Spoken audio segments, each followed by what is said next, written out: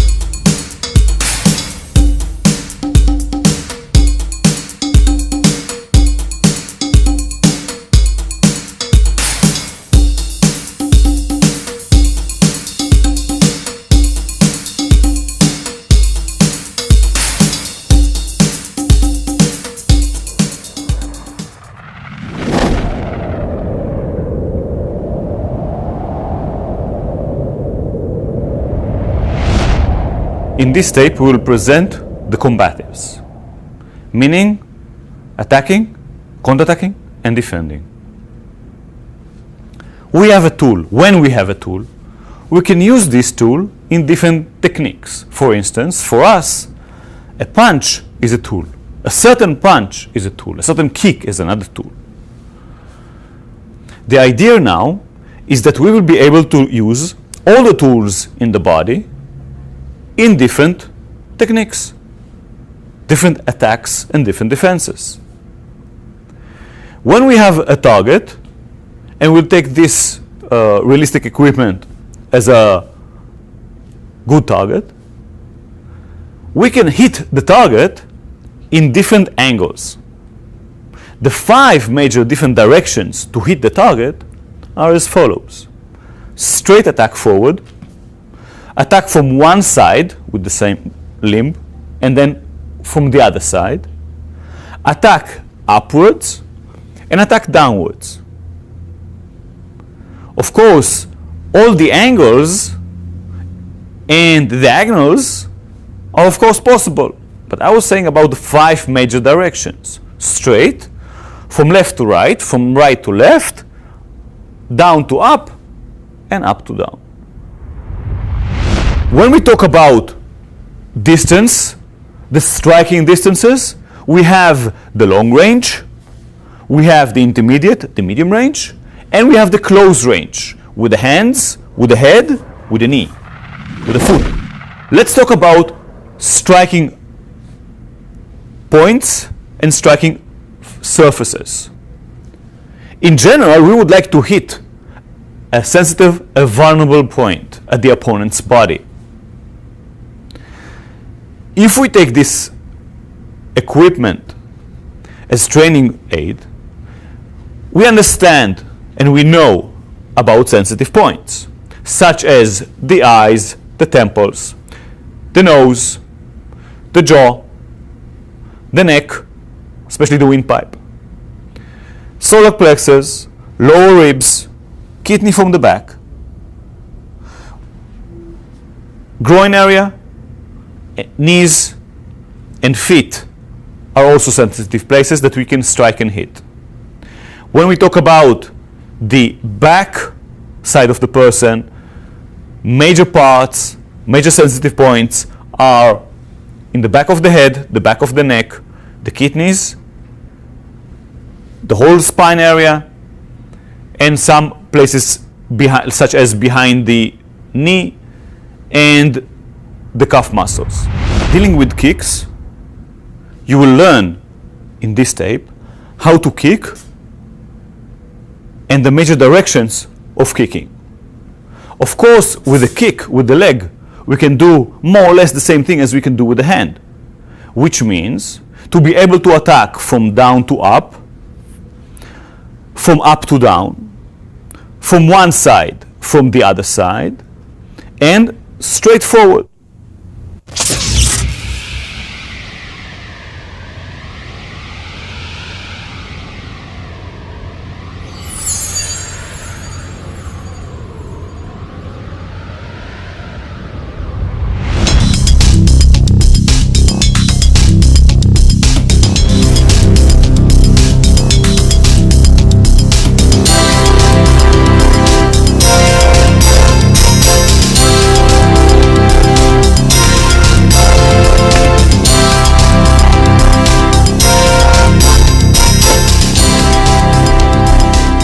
When you are going to be attacked, if you're going to be attacked, you may be positioned in different positions.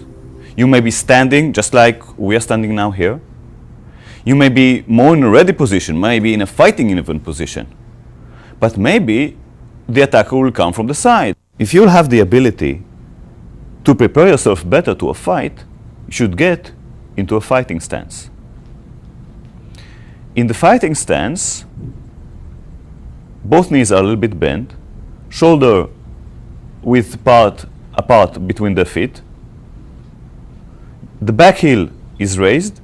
The forward foot is turned a little bit. From a side view, you will see these points, and notice also the position of the elbows, relatively low, protecting the area of the ribs. The palms are about chin's height.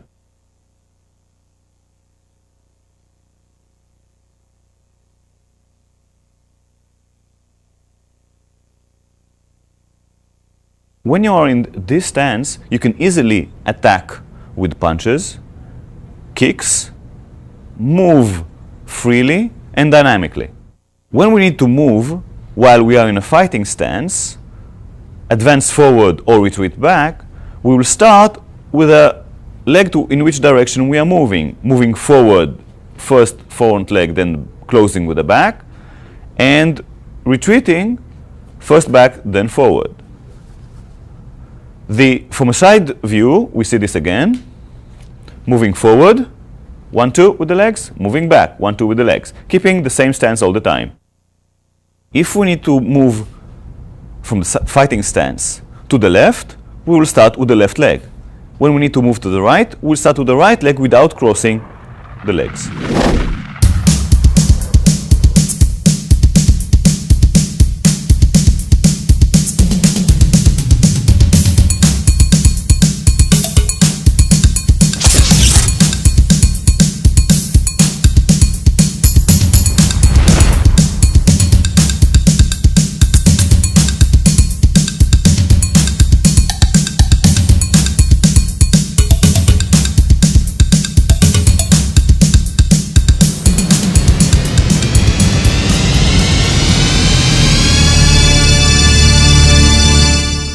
We'll teach now how to punch. First, bring your hands to height of the chin.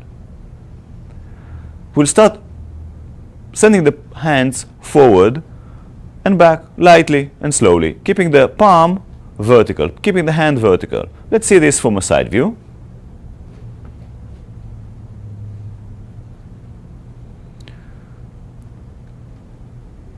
We continue and send the shoulder more into the punch and the weight a little bit more in the punch, turning the heel a little bit out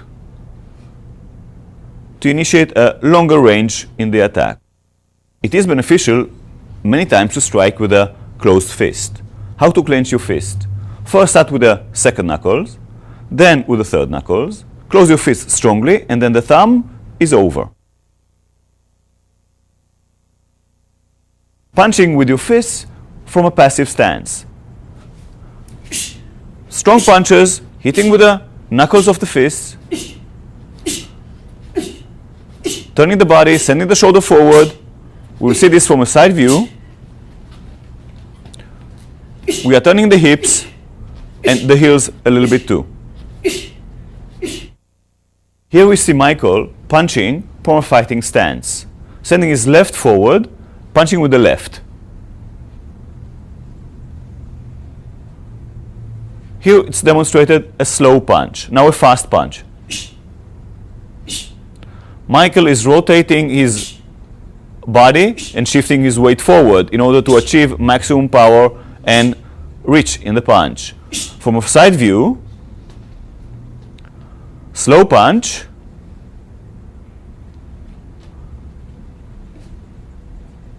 shifting the weight forward, rotating the body, turning the body to reach maximum reach and power in the punch. A fast punch,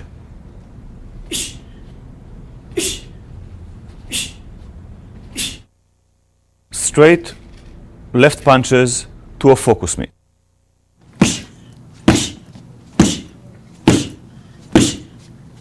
we emphasize fast recoiling of the attack.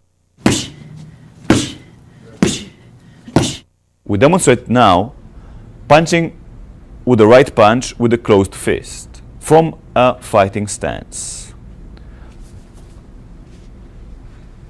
Michael starts with sending his hand forward, shifting the weight forward, and then turning the body. He is hitting with the two knuckles as with the left punch. His waist is turned and the heel of the back leg is turned a little bit also. With this, he can generate a strong punch, shifting the weight forward. From a side view, we can see the punch clearly.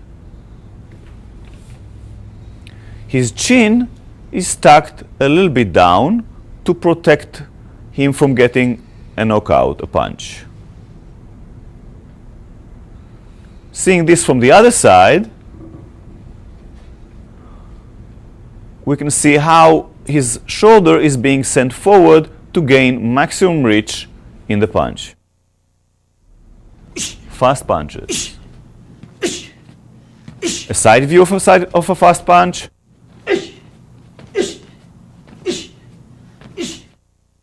View from the other side of a fast punch. And punching focus mitts.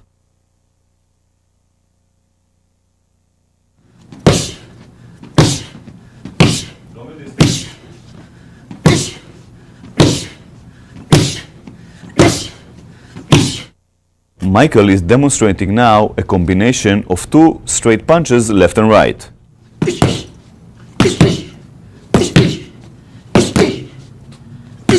As Michael is showing this slowly, we will see first punch, then the second punch goes. The switch between the two punches occurs halfway between Michael's face and the target.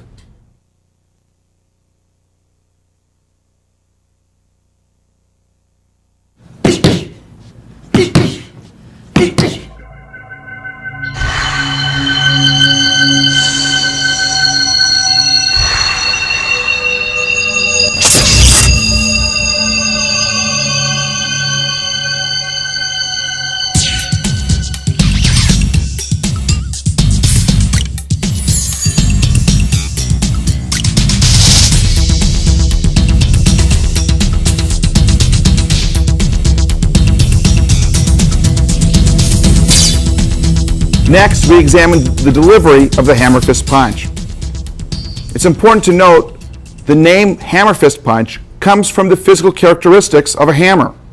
The forearm of John, as it is positioned in this point in time, is similar to the handle of the hammer. The fist portion also simulates the head of the hammer. To understand this, we'll understand the delivery of the punch. John is basically using his hand like a hammer, delivering forward and slightly down to a target that is presented before him. This punch could be delivered to the chin, to the nose, or other face area or level of the opponent. John's shoulder goes in, his hip goes forward, and he's pushing off with the ball of his foot, all to generate power forward and in a downward motion, consistent with one striking with a hammer. Notice slowly that when the punch is presented, it's drawn back and the palm part of the hand is presented forward, and on impact there's a turning inward. This rotational force or torque is created to generate additional power on impact. From a forward view,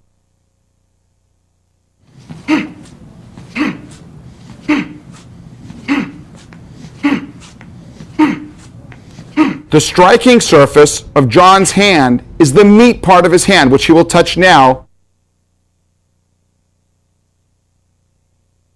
This is the area that he's hitting with. That area is analogous with the head of the hammer.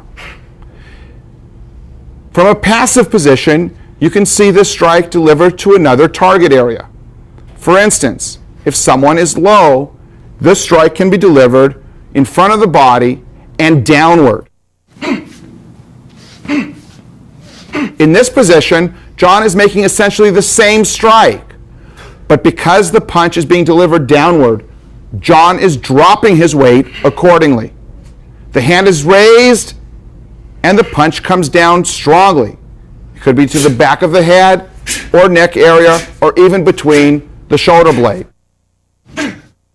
From this view, we can examine another possibility in the delivery of the hammer fist punch. If the threat is to the side, but beyond the distance that is appropriate for an elbow strike, John will employ the hammer fist punch to cover distance quickly and deliver and reach the target that's at a further distance. John uses the hand swinging up and turning in. His weight is shifted toward the target. His hip and shoulder roll out to make power in this punch delivered to the side. He also lowers his head so that he is protected slowly behind the delivery of the punch so that it would be more difficult for him to receive a blow from the opponent. This punch can also be delivered from a passive position and can be followed up with further attacks.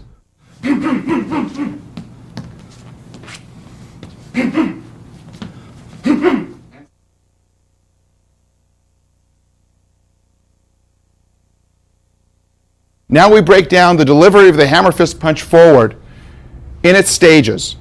John will be making the delivery of the punch in slow motion. As the hand's going forward, it's raised a bit so that the punch can go forward and down onto the target as the shoulder and hips turn into the punch.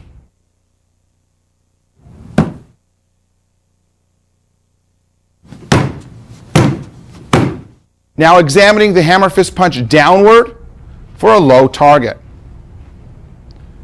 The delivery of this punch is down. The weight will be dropped down. The hand is presented over the target and it starts to go towards the target with the palm down.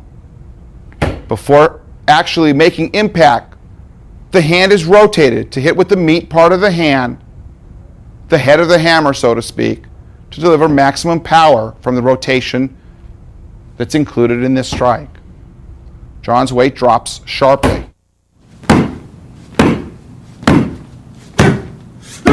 The stages in this position will be the hand raised up slightly and now the hand dropping on the target. In conjunction with the sending of the hand down, John drops his weight and the hand, the meat part of the hand, passes through the target. The opposite hand is up and available for defensive or offensive purposes as needed. Another possibility from this position is to deliver a strike on a horizontal plane. John will be punching with his left hand. Of course, the hand is brought back quickly for further attacks if needed.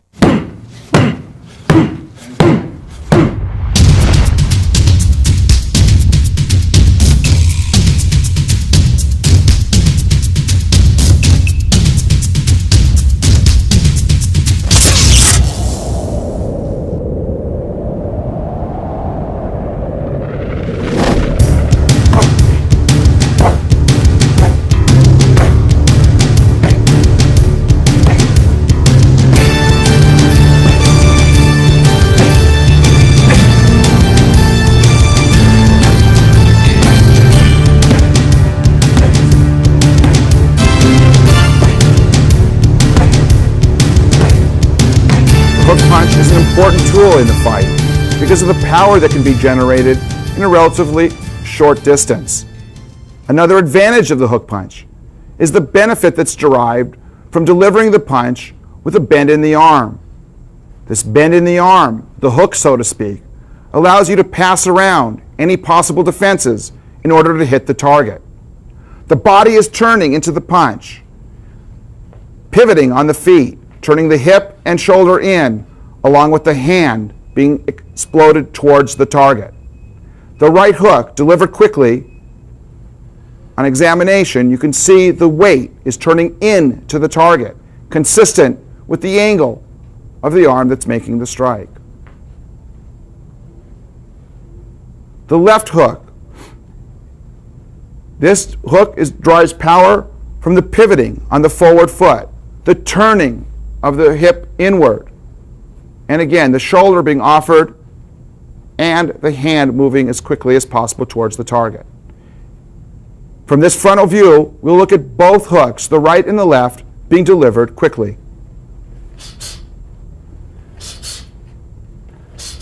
Notice that Amir's chin is down, being protected by the shoulders from any attack. The rotation of his shoulder, his hips, generated by the turn in the feet or the pivoting of the feet, contributes greatly to the power in this situation.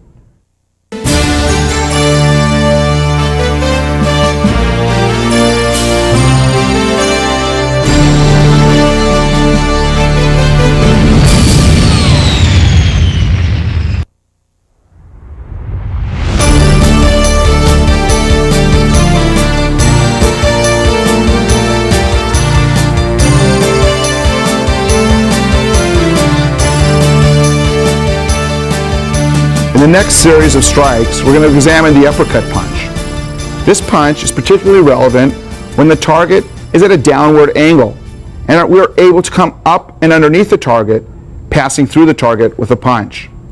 This punch can occur at an intermediate range or at a very close range with either the forward hand or the back hand. It is particularly important to note how the legs play a vital role in the delivery of this punch. Since our punch is going up, our weight also must be transferred up with the punch and through the target. Close examination first of the right uppercut.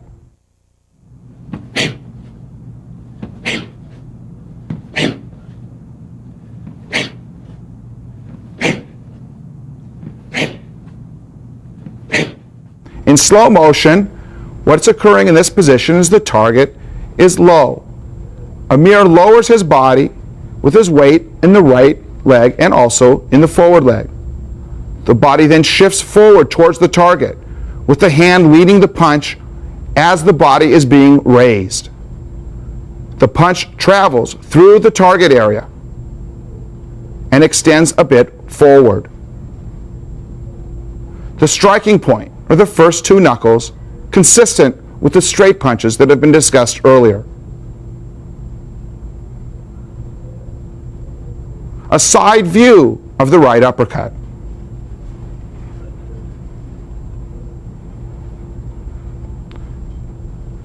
Notice what a vital role the right leg plays in the lifting of the body in exact timing with the punch. Amir drives his weight up with the right ball of the foot. The opposite hand covers for a measure of protection against further attacks that could be delivered, and quickly.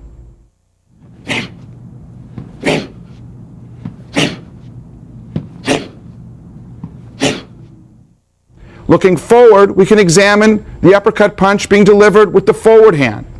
Although this does not offer as much power, the shifting of the weight and the driving of the leg contributes to a powerful strike.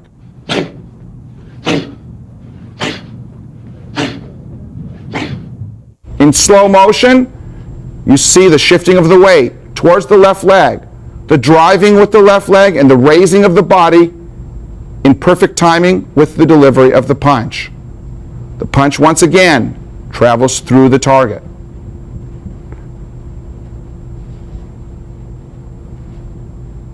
And a side view of uppercut with the forward hand.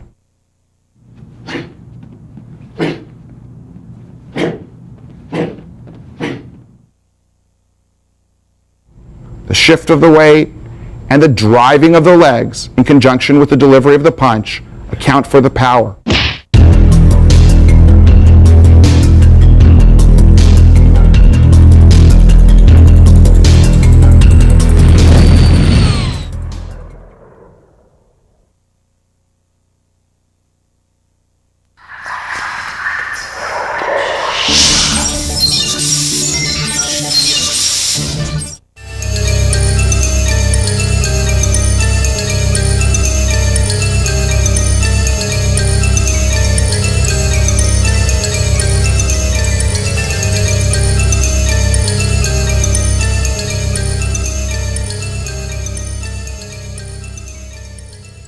In this scenario, we're going to deal with close range attacks, specifically elbow strikes.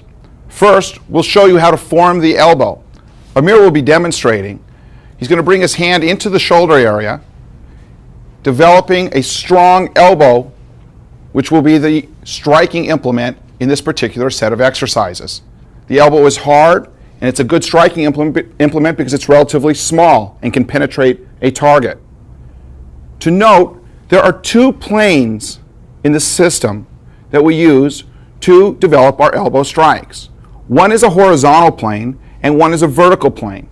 With regard to the horizontal plane, Amir will now show the full range of motion both in front of him, to the side, and around him, a bit more than 180 degrees. This plane really means that any elbow strike with his right can be delivered anywhere along this plane using the technique that we will describe in a moment. The second plane is a vertical plane. This vertical plane rises up in front, can go down, and up and around behind him. Combining this with the other hand, he has a full range of motion 360 degrees around him and sphere-like up and over the top of him so that he can strike any target, whether it's down, to the side, behind him, or in an upward motion. We're going to do a series of 7 elbow strikes. Amir will be using his right elbow. The 7 strikes encompass the various points on the 2 planes that we discussed earlier. First of all, the first 3 strikes will be horizontal. The last 4 strikes will be along the vertical plane. Strike number 1 is forward and around, striking someone in front of you. Again.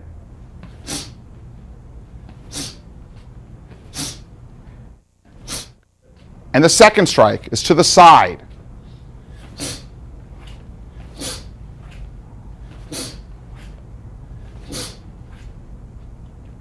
The third strike is for someone who may be a disturbance or a threat behind you.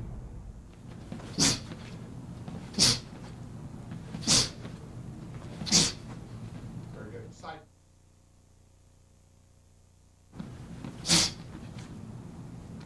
Continue.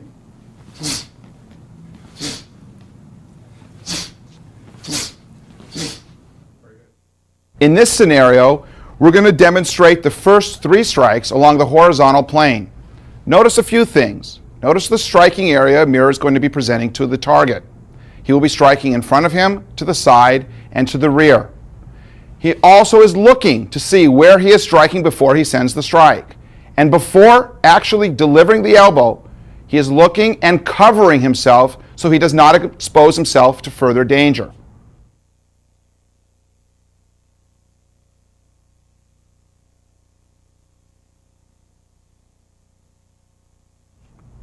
Each strike recoils so that we can attack again if necessary.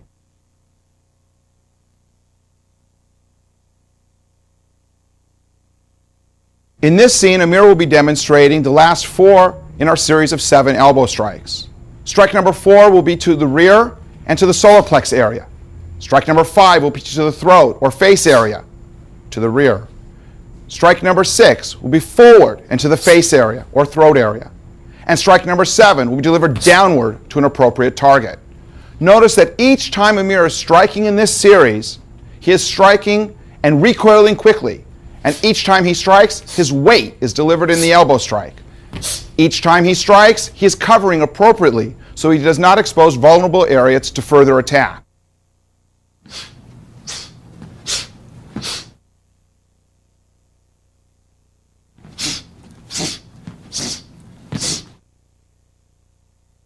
In this next series, Amir is going to be demonstrating the last 4 strikes in our series of 7. That's the vertical strikes in slow motion. Watch for his balance, watch for his ability to recoil, and watch how he looks at the target before striking while covering to make himself safe. Please. To the solar plexus, to the chin or face, striking forward to the face, and striking downward to the appropriate target.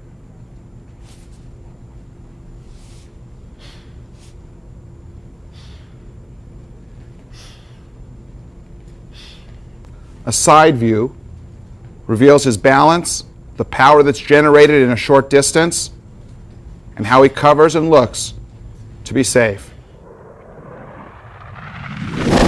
An important element in striking is to use a variety of weapons. In this view, Amir is attacking John. You see the distance between them. He is closing the distance with longer weapons, such as straight punches. When he's in close, he's using intermediate range weapons, such as hooks and uppercuts, that can be delivered to the face, head, or body. When he's very close, he's delivering elbow strikes for infighting. And when he's even ultimately closer, he could use his head as a weapon. And on the way out, he follows the same principle in reverse. Intermediate weapons to long-range weapon.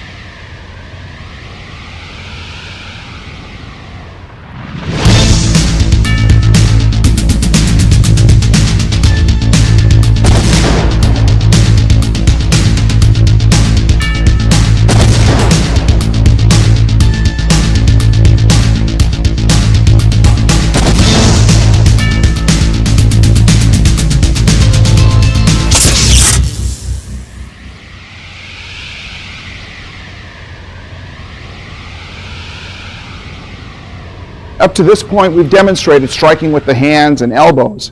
It's important now to integrate the legs and knees into a complete system of fighting. The legs offer and afford the person who's making the attack a broad range of distance. Your legs are longer than your arms. Your legs are stronger than your arms. So a powerful, full-range distance kick can provide many benefits in the fight. In addition, in close range, we can use the knee as an infighting type weapon, similar to the elbows in comparison to a punch. To make a complete fighter, we must incorporate the legs and knees into the equation of the fight.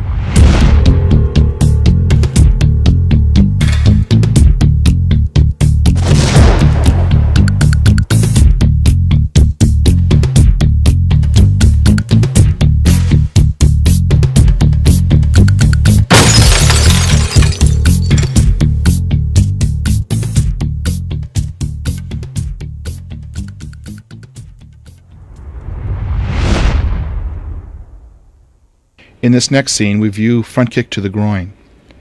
In this scenario, we're kicking up and underneath the groin, and the kick is rising. Generally, the kick is delivered with the instep of the foot, approximately at the same area one would tie their shoes. The knee controls how high the kick is going, and the knee should rise above the target level. The leg opens, and the power is delivered up and through the target. As much as possible and as much as is comfortable, we try to emphasize to keep our hands up to protect our upper body. Elbows are in to protect the rib area. The hip comes forward, which is much like our right shoulder advancing towards the target when we punch. Note what is occurring with the base leg. As the kick is on its way being delivered to the target, the base leg, the heel of the base leg, turns inward so that the hips can extend forward and deeper to develop greater range in the kick and greater power. You can land forward depending on if you make contact and it's appropriate to do so, or in some situations it'll be appropriate to recoil and bring your leg back and behind you. In either case, one should be ready and prepared to follow up with counterattacks that are appropriate for the circumstances. In slow motion, we're viewing the kick in its stages, the knee rising and the leg opening and closing, our hands staying up to protect us, and also leaving our hands in a position where we can give further attacks. If we're close, instead of the top of the foot being the striking area, we can strike with the shin. The shin is a very hard surface area and can do great damage to the groin.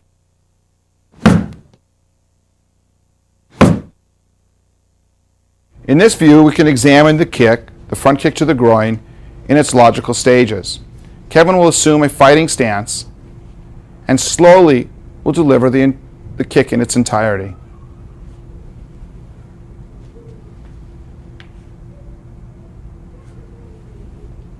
a side view.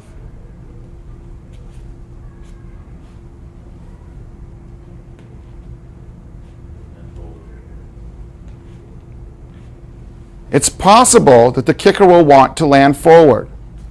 If he's successful in reaching the target, there's no sense in bringing the leg back. However, if there should be a reason to retreat, it is also possible to bring the leg back and resume your fighting position from that distance. The stages. As in all attacks, we want whatever the striking implement to be to move toward the target first, to avoid the problem of telegraphing. Here we are striking with the top part or the instep of the foot. The foot will be jumping towards the target first and will lead the attack. The knee is folding and the kick is delivered. A side view. The knee is rising with the foot going towards the target immediately. 1 is the knee up, and 2 is the knee out and back, and 3 is the resumption of the position from which to fight further.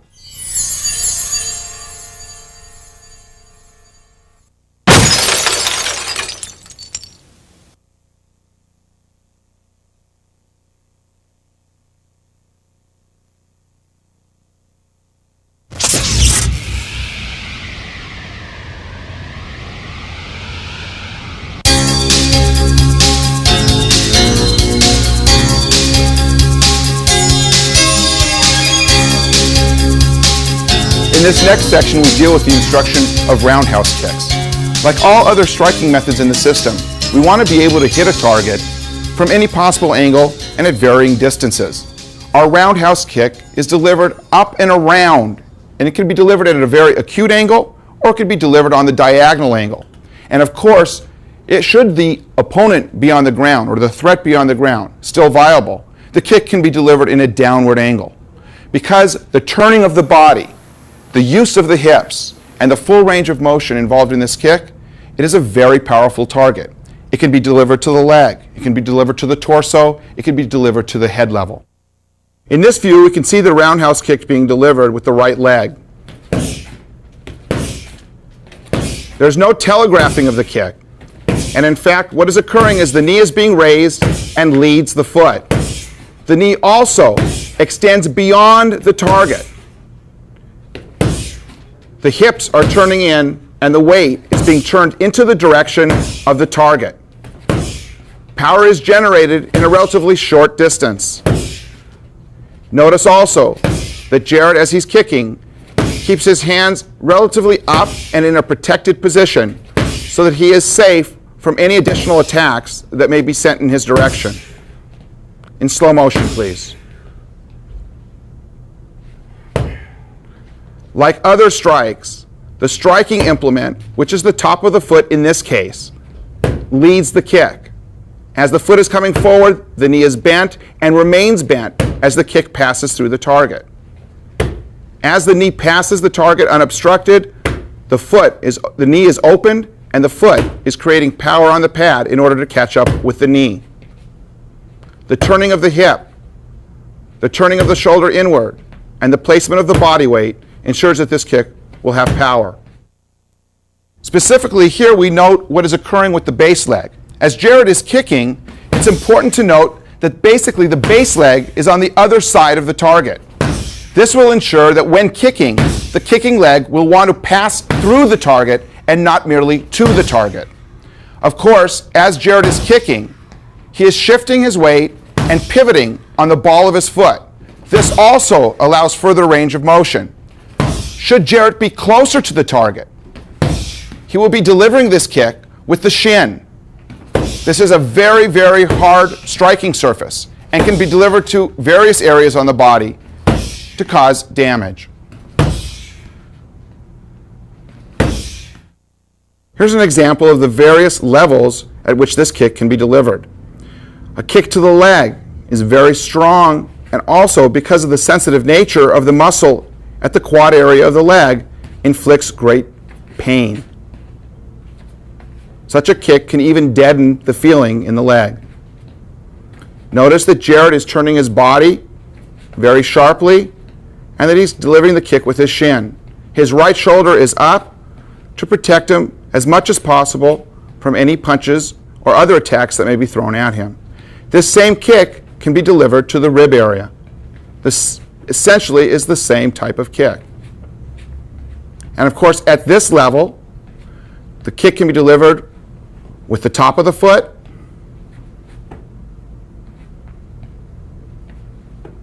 or even the ball of the foot.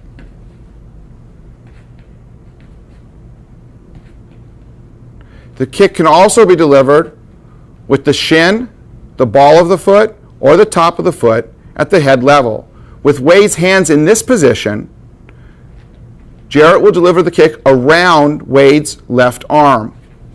He is using the foot in a flexed position and kicking with the ball of the foot to reach the target, up and around the raised arm of Wade.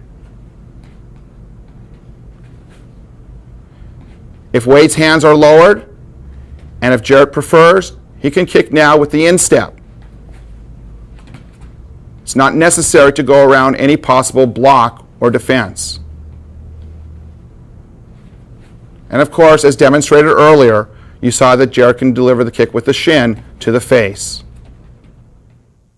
In this view, we can see the development of the kick. Comparing it to the front kick, it's similar in nature, very similar. In fact, the front kick is delivered on a vertical plane forward. As the angle of the kick changes towards the diagonal, it's now approaching a horizontal angle. It becomes the round kick.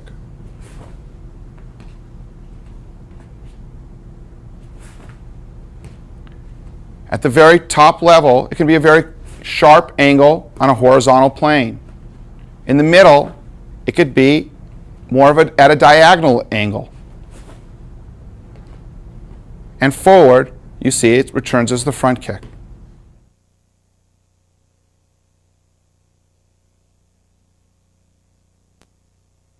In this view, we'll examine the round kick delivered with the forward leg.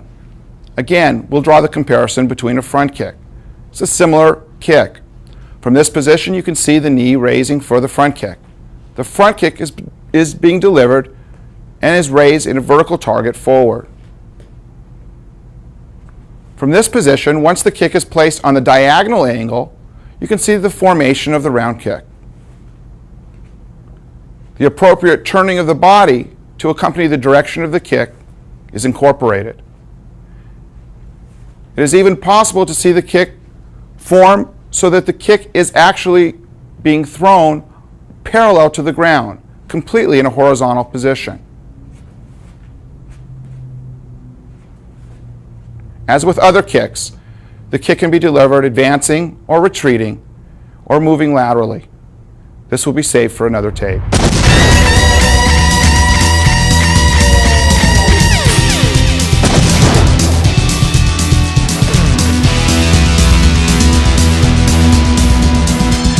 We are presenting you now with another set, another family of kicks. This time, the kick will be striking to the target in a straight line. We call this the family of stomping kicks. So the attack can be directed to different directions. For instance, stomping down, hitting down towards the target. Hitting forward straight towards the target. Hitting sideways straight to the target, and hitting backwards in a straight angle, in a vertical angle, hitting the target. So all the time, this family is striking the target in a vertical line, pushing it, destroying it.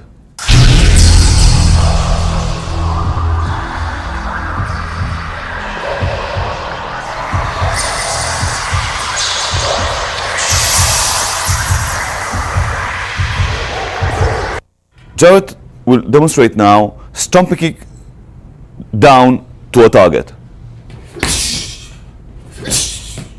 The target that is down still poses a threat to you.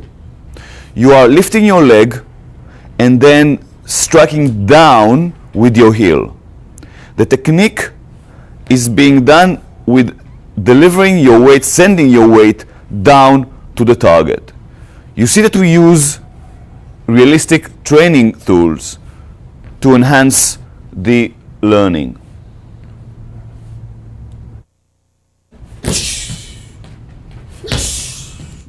Note the rising of the knee when the person starts to kick.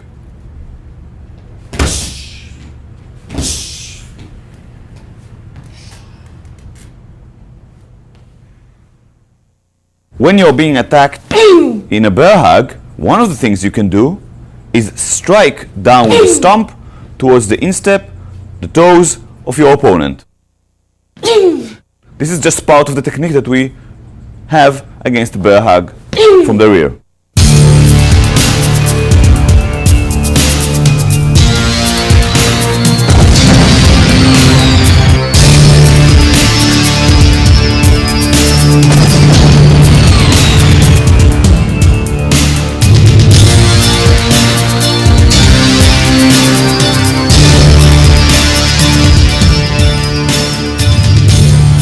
Mani will demonstrate now from a passive stance a defensive kick forward.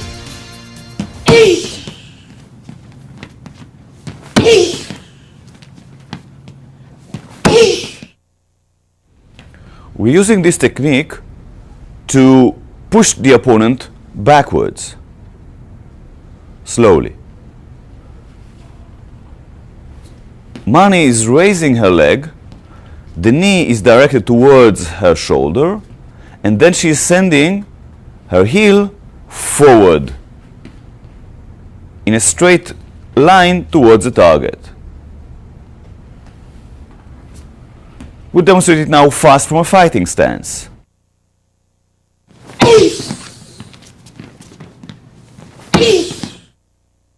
This technique is excellent against an advancing attacker to stop him. Mani will demonstrate now the stages of learning for the defensive kick forward. We will start with stomping down, shifting the weight towards the target, starting with raising the knee. Now the kick will come more and more forward and up, as if the target is rising, and a bit higher. Notice that Mani is bringing her knee towards her shoulder, and she's shifting her weight more and more forward to create more of a push and more of a stronger kick towards the target.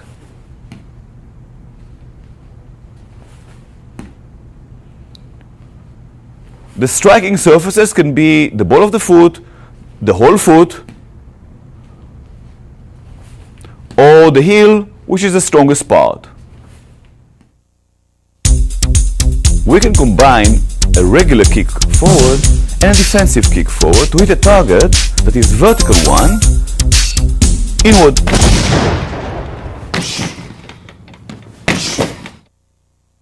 Jarrett is lifting his knee and then kicks forward with the ball of the foot. Other striking surfaces, of course, can be the heel or a point of a heavy shoe.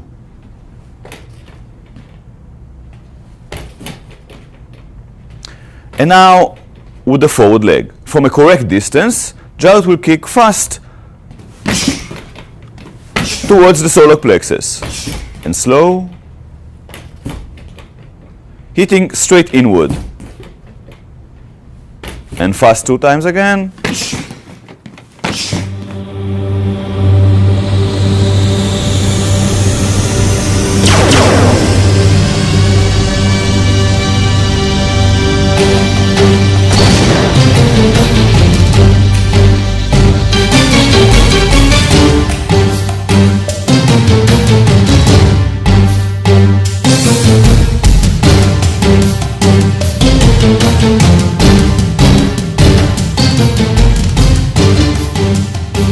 We demonstrate now a defensive kick backwards. You raise your heel backwards and send the whole leg backwards in a straight motion. You must be looking towards the target, hitting with the heel, and the toes should be as much as downwards as possible.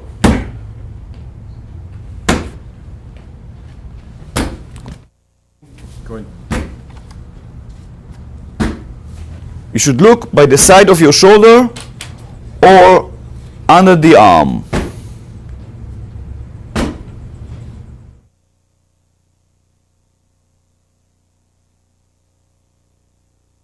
Jared will demonstrate for us now the learning stages of the defensive kick backwards. We will start with raising the heel backwards. Now we continue with bending forward, looking backwards by the side of the upper arm. Now we deliver a kick backwards. It is a straight kick backwards, sending the heel straight from the area that it brought to the target.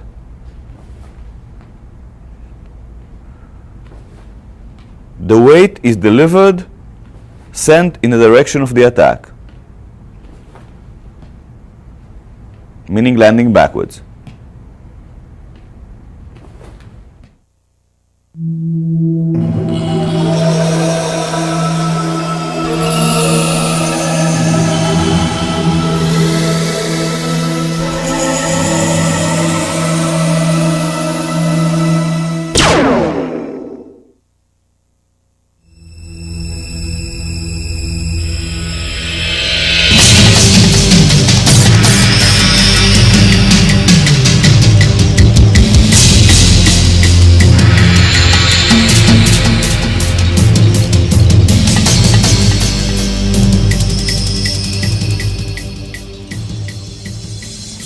Jared will demonstrate for us another member of the family of the stomping kicks. This is the side kick.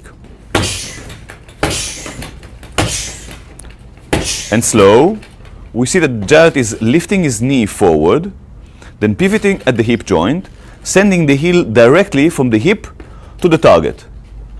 To initiate a strong hip movement, he is also pivoting at his base foot. The weight and the hip are directed towards the attack, towards the target.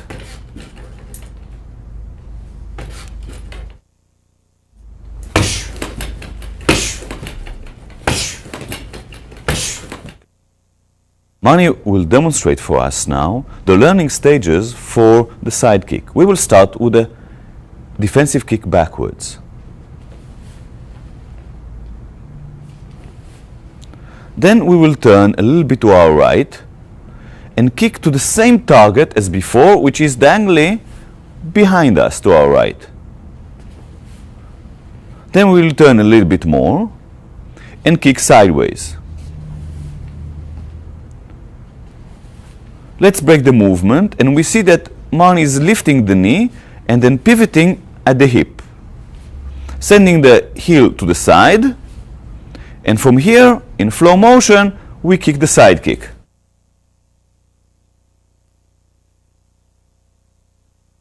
The side kick can be delivered to different heights, such as the knee of the opponent. We are also bending our base knee, or at the midsection, the lower ribs of the opponent, or even up to his head, if you are flexible and able.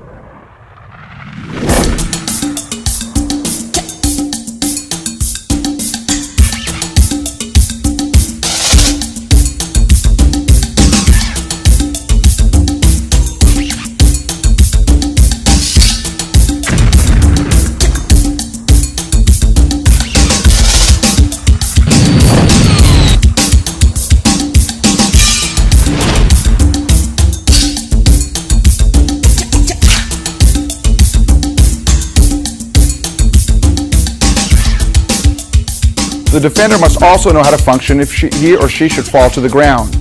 Wade gives an example of someone who is down, but he puts himself in a readied position to deal with an aggressor who approaches him. At this point, Jared is approaching with the pad. Front kick is delivered sharply from the back position. You can see how Wade is shifting his weight onto the forward leg, that's the base leg, as he sends his hips forward and into the kick. The rhythm now can be broken, and you see the position has changed.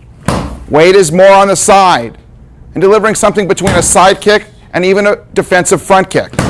Notice the defensive positions of his hands and how he rocks forward to put his weight in the kick. In this position, we watch as Wade is moving his body in order to deal with an aggressor who's attempting to change the angle of attack. As Jarrett moves to find a better way of attacking Wade, Wade is able to move in such a way that he's keeping the more vulnerable parts of his body, like his head and neck, at a further distance from the attacker. Less vulnerable target areas, such as the legs and feet, are presented towards the attacker so that less injury can be caused by any possible attack. In addition, when striking, if the strike is to a small target area, generally the foot is placed horizontal to the ground, parallel with the ground. This provides for a larger striking area on a smaller target. If the strike is delivered to a larger target area, the toes can be upward, similar to that of a front kick. That is due to the larger target area. In addition, once it is safe to do so, Wade can regain his stance by raising himself in an appropriate way to deal with the threat.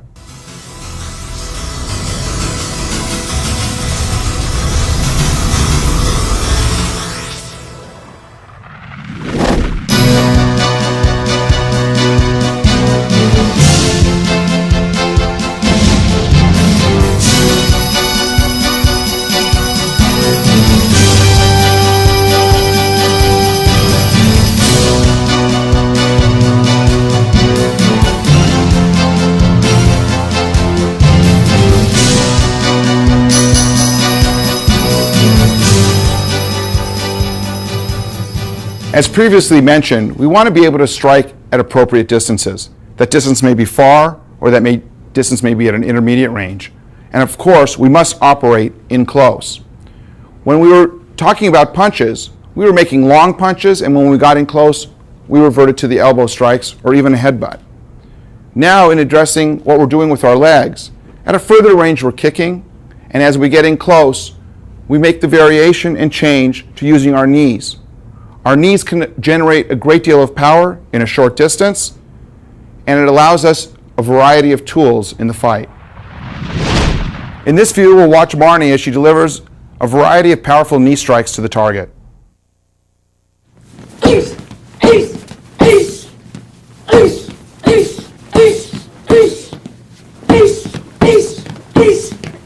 Notice that when she's striking, she's using the actual front part of her knee.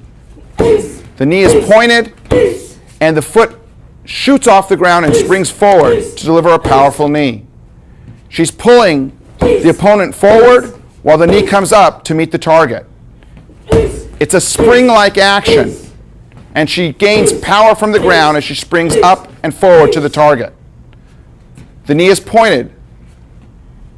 The striking area is the knee itself, not the thigh. This smaller striking area offers more penetration than the larger area, such as a thigh. Also, it is a much harder striking surface than any other possible option in that area. Marnie will now demonstrate a series of knee strikes slowly. First, the catch. You see, as Marnie is delivering the right knee, she is pulling the target towards her. The combined force of the pulling of the target and the outward delivery of the knee gives greater power. Also, you'll see how she's pushing off with the ball of her foot as she gives the knee. It explodes forward, and she strikes with the actual front part of the knee. It is possible to grab someone around the neck, and in this case, she puts her elbows together as much as possible so that the opponent will not have the ability to slide their head out and escape her grasp. A side view also shows another possibility. Here she can grab the shoulders of the person she's giving the knee to. You see also her hips involved in the delivery of the knee. You see how she's pulling the person forward. And you see how her hands are up in a position that covers her face, and her head can be buried to avoid any possible strikes to that part of her body.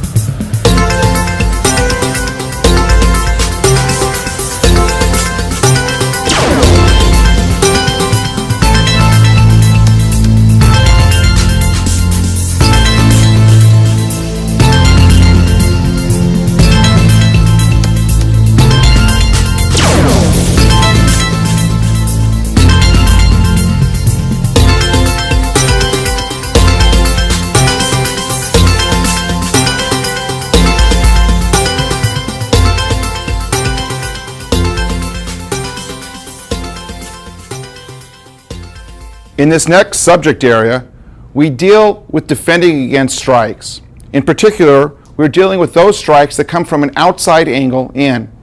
The exercise is called 360-degree defense because we are defending at a 360-degree range around us. This exercise is also used as a training method to develop peripheral vision so that we can pick up on movement on the outside. Our defense is foundational and is created at a 90-degree angle to stop the given attack. Later, we'll be adding counterattacks so that we are defending and attacking together to stop any subsequent attacks.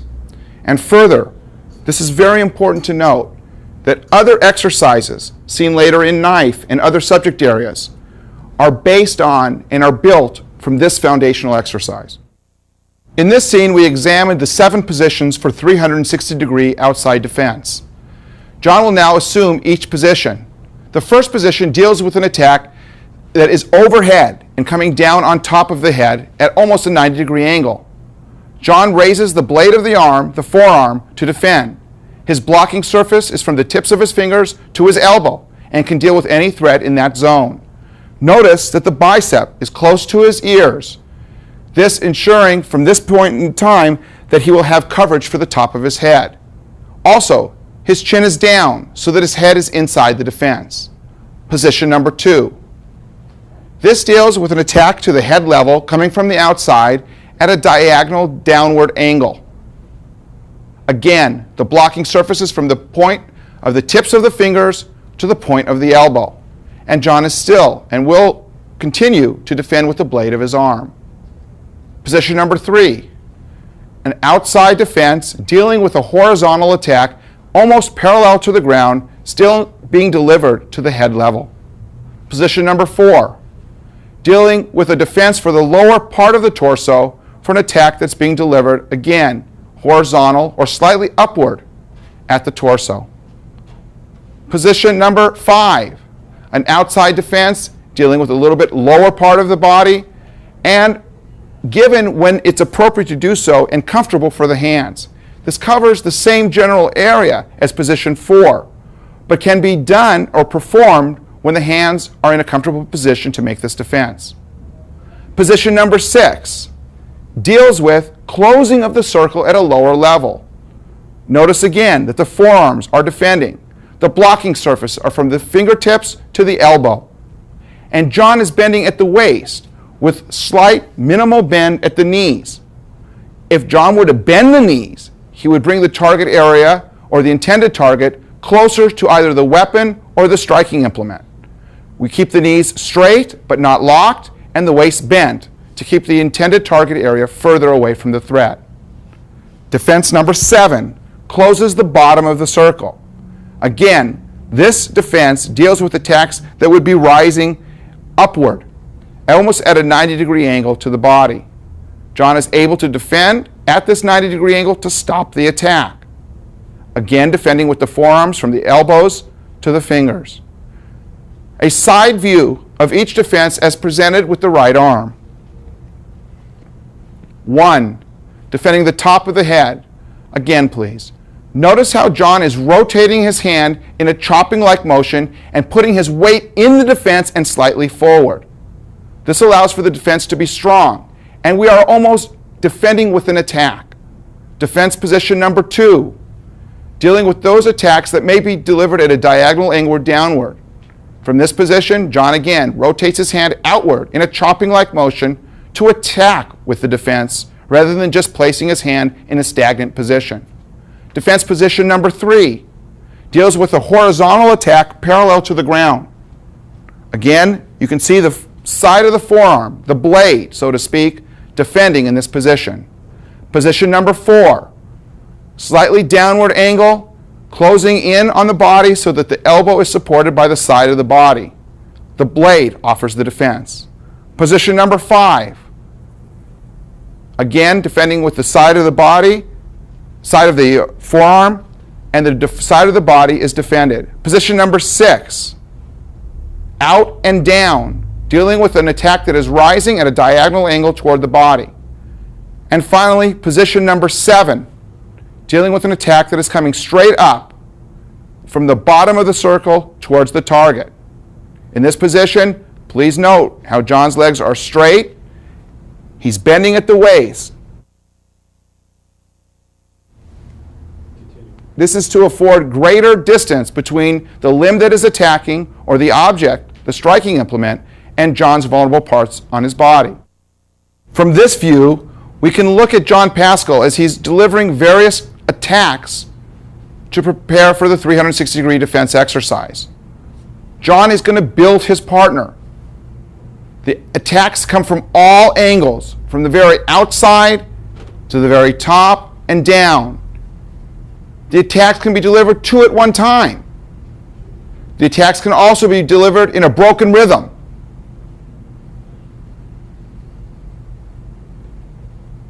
Two arms or single arm.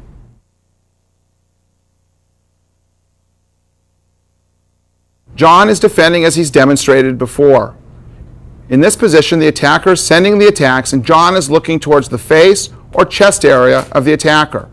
He's using his peripheral vision to pick up on the movement of the attacking limb and defending with the appropriate 360-degree defense. Although we had 7 positions, those were merely learning positions. Defenses can be offered at any or an infinite number of positions. The attacks also from this position can vary, meaning the rhythm can speed up.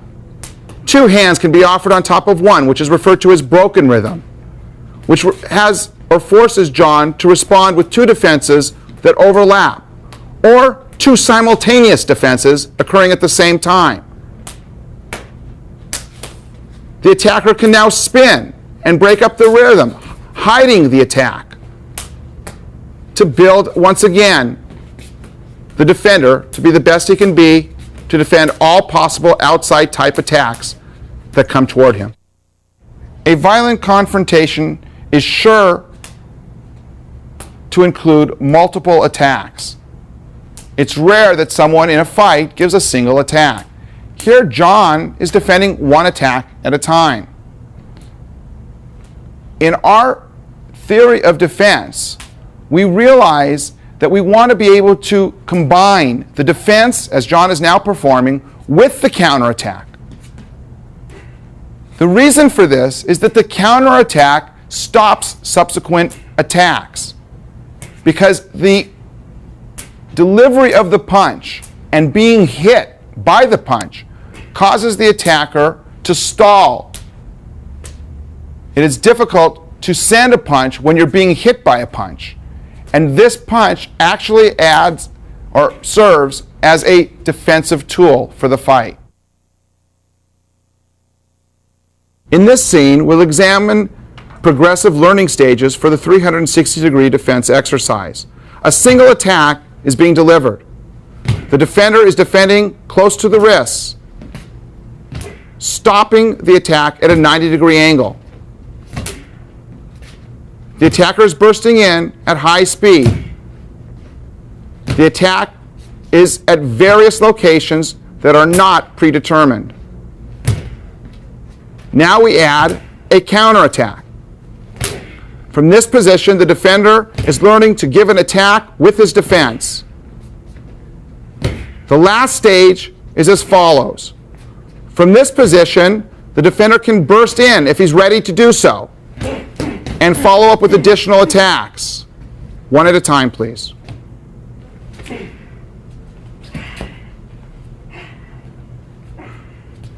From a basic exercise, we're developing the tools you need to make the fight.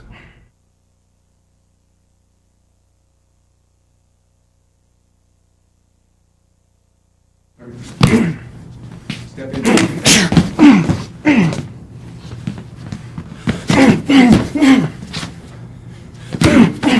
No punches here.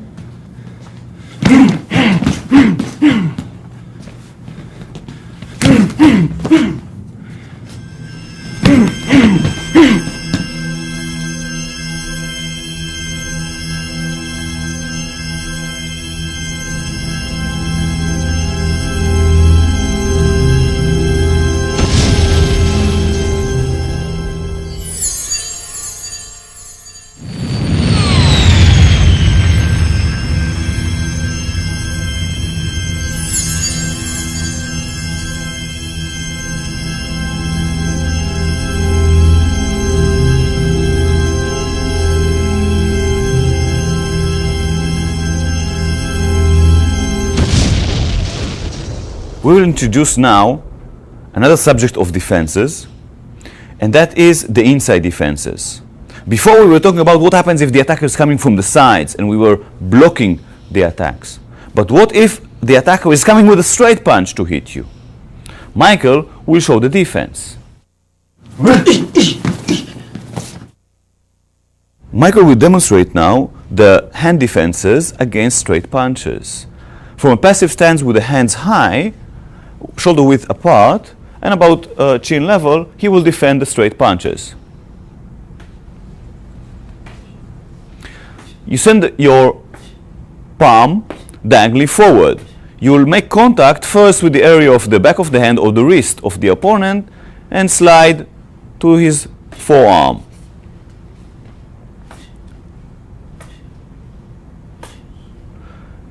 You are also making a body defense, moving your head outside from the line of the attack. We can see this very good if Michael will be with the back to the camera.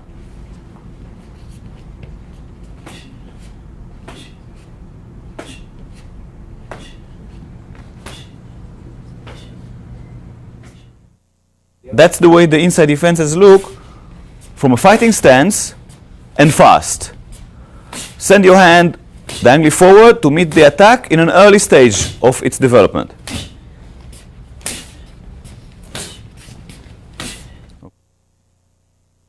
This is the first stage of learning. Now we add the body defense, moving the head to the opposite side as the defending hand moves. This way, the attack will miss you.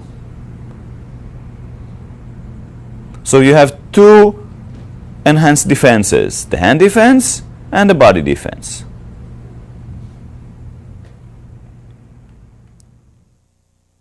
Here are the inside defenses from a fighting stance. In future tapes, we will deal with counterattacking.